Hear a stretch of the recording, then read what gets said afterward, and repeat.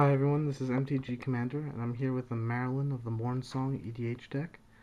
Maralen is a black general. She's an elf wizard. This alteration was done by Card Kitty. What she does is players can't draw cards. At the beginning of each player's draw step, that player loses 3 life, searches his or her library for a card, puts that card into his or her hand, then shuffles his or her library. I use her as a combo deck. She works really well for finding whatever I need. And here's a quick run through of the deck. This video will explain everything that's you need to know about the deck, why I run every card, and hopefully you'll enjoy it. Here I've got my creatures. I'll start over here. We've got a Vampire Nighthawk, a pretty good beat in black EDH. Gains me life and also can kill creatures pretty easily. I've got a Guiltfeeder. Guiltfeeder, though it has 0 power, does damage equal to the amount of cards in target players in the attacked player's graveyard. This is really good, especially in late game, because I can deal lots of damage to people with a creature that also has fear. Here we've got a Nantuko Shade. Nantuko Shade is also a really good card. I can pump him up with lots of mana, and he's also a good blocker. Sundering Titan deserves to be in every monocolored deck. He's pretty beastly on his own as a 7/10. His mana cost is 8, but that's not too daunting, especially in black, or in any color really. Also, he has a come into play and leave play ability, which is really special. I also have Nether Traitor. Nether Traitor used to be part of a combo I ran in here, but I removed it. But he's good to just block and to bring back later on when other creatures die and such, or come back into play. Here we've got Steel Hellkite. Sorry. This is also good for destruction. It's a flyer. There's not many flyers in my deck, but he's pretty good with it. I have Magus of the Coffers. I use him for a combo, and when I don't have the combo out, he generates lots of black mana, either way. But the combo can generate me infinite mana, and I'll show you guys that in a minute. We have Massacre Wurm, one of the new cards from the new set. I like it a lot. It also combos off with another combo I have. It's a pretty good card on its own as a 6/5 for 6. He's pretty beastly. I have Priest of Gix. This is a recent throw-in that I have.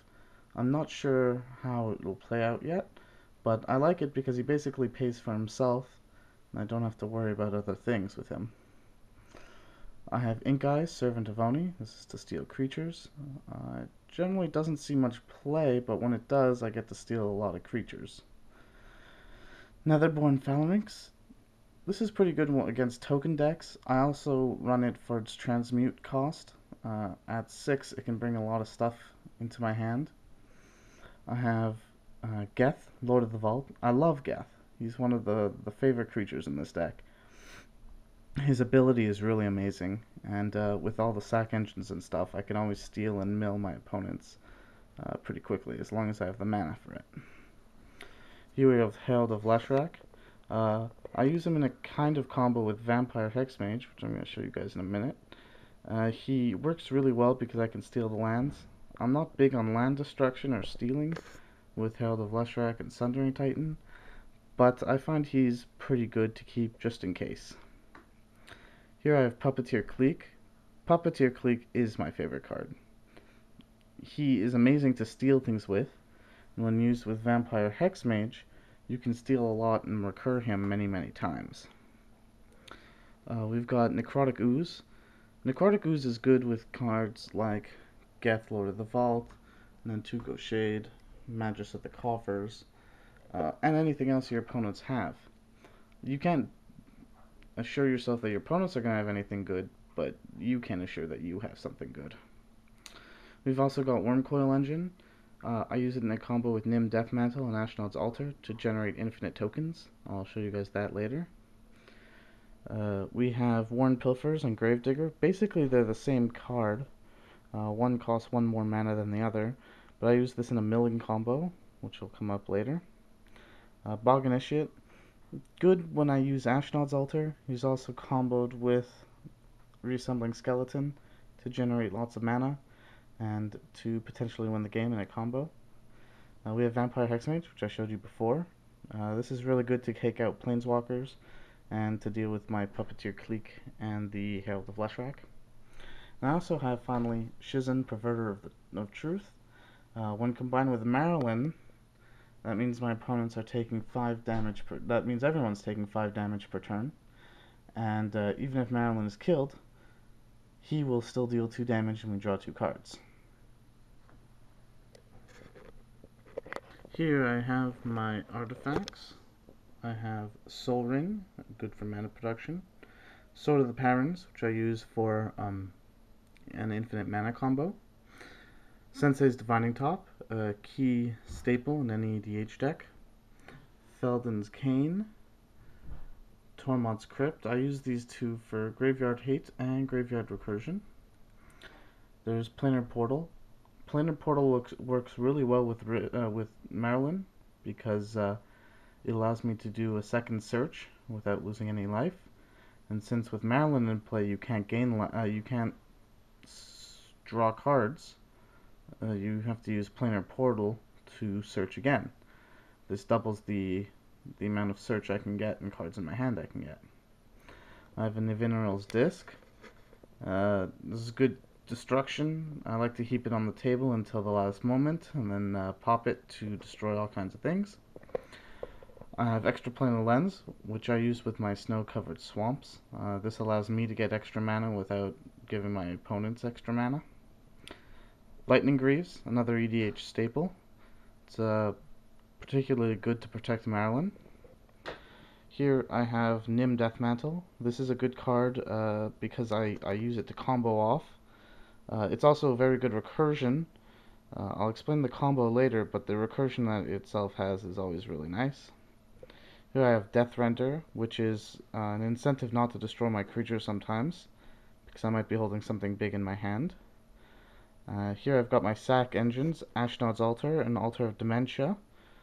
The two of them are very good. I prefer Altar of Dementia because it adds to a kill by milling your opponents, but Ashnodd's Altar is more effective in my deck because of the combos I run. And finally we have Lifeline. Lifeline is particularly good in this deck because I run a lot of destruction and come into play abilities and end of turn abilities, and in conjunction with the sack engines it can bring back whatever I destroyed really quickly. Here I have my enchantments. My favorite enchantment in this deck is Bloodchief Ascension. I use it in conjunction with Maralen because she makes each opponent lose 3 life during your turn. I can constantly get counters on Bloodchief Ascension. In the end, this provides a very effective life gain and life destruction for my opponents. We have Grave Pact here. This is great because I use a lot of sack engines and stuff. Whenever one of my creatures dies, my opponents have to lose one of their own. Here is Painful Quandary.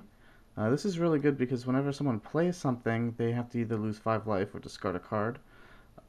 This is really good against control decks because if I can get this out, that means that they have to either ditch cards which are important to them or lose life.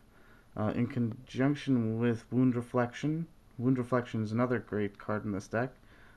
Each opponent loses life equal to the amount of life he or she lost this turn. With Maralen out, that's 6 life per turn. If they get hit with the Bloodchief's Ascension, that's 4 life per turn. With Painful Quandary, that's 10 life per turn. So Wound Reflection is really brutal in black decks like this. Next we have Black Market. Black Market is really good when there's a lot of creature destruction, and I find EDH has a lot of wipe effects. So if I can keep Black Market in play, it'll generate me a lot of black mana. We have Doughty Embrace. I really like this card. I know it's not a staple or anything, but it can give creatures shadow. And sometimes you want an opponent's attacks to go through to other opponents, especially in multiplayer formats. So this allows for those attacks to go through. And sometimes you can end up killing someone by giving their creatures shadow and making them unable to block as well. Here we have Necropotence. Necropotence is pretty much a staple in every black deck, but this combos off really well with Maralen, because Maralen says that it's during your draw step that you have to search. Necropotence makes you skip your draw step. So, if I want, I can lose no life whenever Necropotence is out, or I can pay 3 life and put 3 cards from the top of my deck into my hand. This can work out really well together with Maralen. Finally, I have some Creature Reanimation, Animate Dead. A pretty good card. I can steal my opponent's creatures as well as my own. This card is pretty good also because of its cost. It costs only 2. It does decrease the power, I believe, by 1, but that's just really a snag in the road.